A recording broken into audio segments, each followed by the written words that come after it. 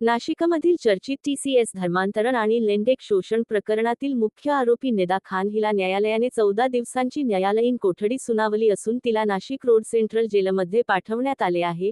Police कोठडीची मुदत संपल्यानंतर तिला न्यायालयात हजर करण्यात आले होते. यावेळी तपासासाठी आवश्यक प्राथमिक चौकशी पूर्ण झाल्याचे सांगत पोलिसांनी न्यायालयीन कोठडीची मागणी केली होती.